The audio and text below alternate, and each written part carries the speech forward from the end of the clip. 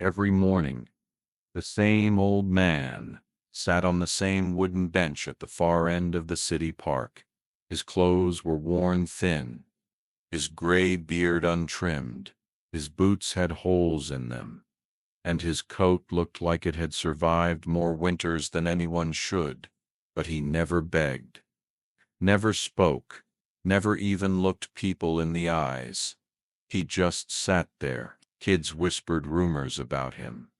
Maybe he's crazy. Maybe he used to be a killer. Some teens even threw garbage at him once, laughing as he didn't react. The city workers ignored him.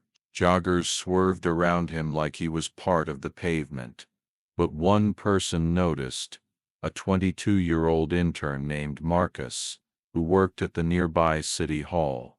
Marcus passed the bench every morning on his way to work. At first, he just nodded politely.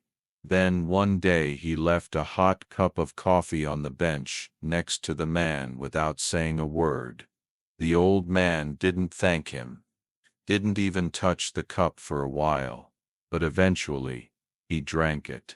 The next day Marcus did it again. And again, no words were exchanged. No smiles. Just a quiet ritual. Marcus never told anyone. He didn't do it for attention.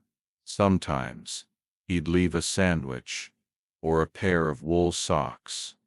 Once, a scarf. The old man accepted it all in silence. Marcus didn't know why he kept doing it. Maybe it was the loneliness in the man's eyes, or maybe because nobody else ever did. Then, one cold November morning, the bench was empty. Marcus paused, looked around, then spotted a small gathering near the trees. An ambulance, 2 police officers, and a body bag on the ground. It was him. The old man had died during the night. No one knew when exactly. No one had noticed he wasn't moving. A few officers talked casually nearby. Just another homeless case. No ID. Nothing on him. Get the city to clean it up before the mayor passes through.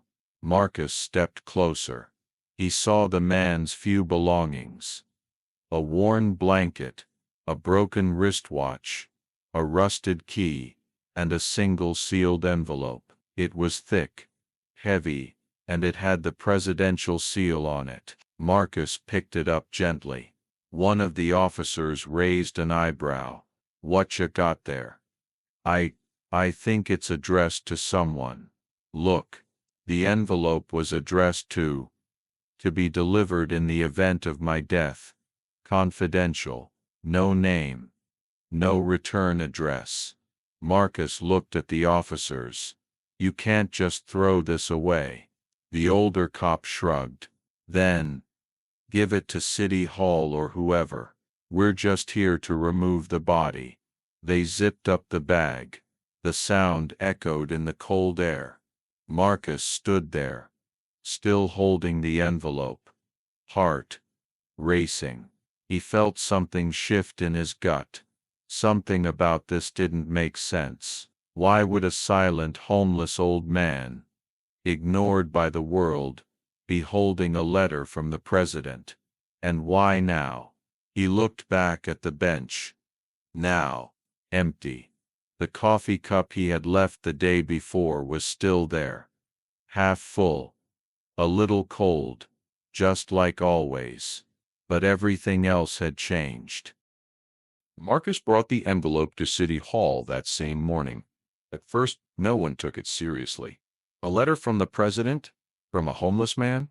Most assumed it was a hoax, or worse, the ramblings of someone mentally ill. But Marcus insisted they open it carefully. Inside, there were 2 things: a handwritten letter and a second, smaller envelope, marked "Eyes Only, Office of the President." Within hours, someone from the mayor's office contacted Washington. By the next morning, 2 black SUVs parked in front of City Hall, Secret Service.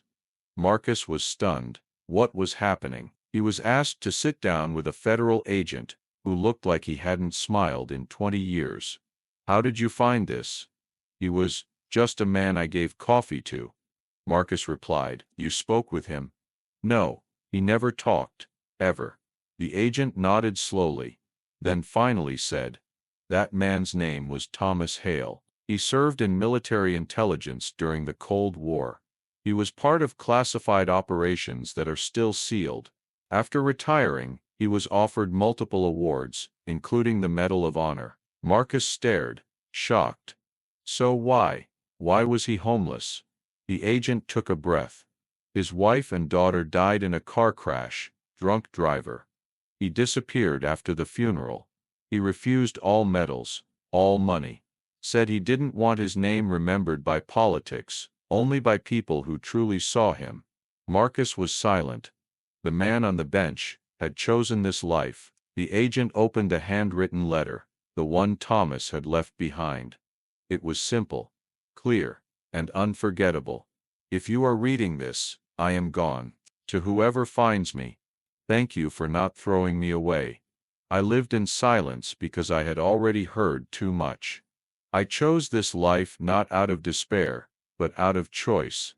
I've seen the world, I've seen power, I've seen evil, but the only thing I never saw in all those places was a stranger handing me coffee and expecting nothing in return. That to me was the most human thing of all. Tell the boy in the gray coat," he reminded me, "what it means to be seen." Marcus felt his throat tighten. 2 days later, the city held a small ceremony in the park, the same bench, cleaned and polished. The mayor spoke. A general from D.C. spoke. But the most important words came from Marcus. He stood in front of the quiet crowd, holding back tears. He never said a word, but he taught me more about dignity than anyone I've ever met. We look at people like him and think they are less useful, less important. But maybe they've just chosen a different way to live. And maybe our job is not to fix them, but to see them.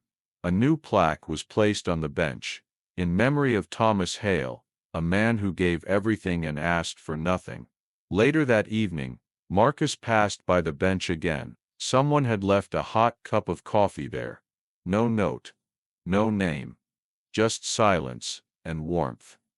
Some heroes don't wear uniforms. Some just sit quietly, waiting for the world to remember what really matters.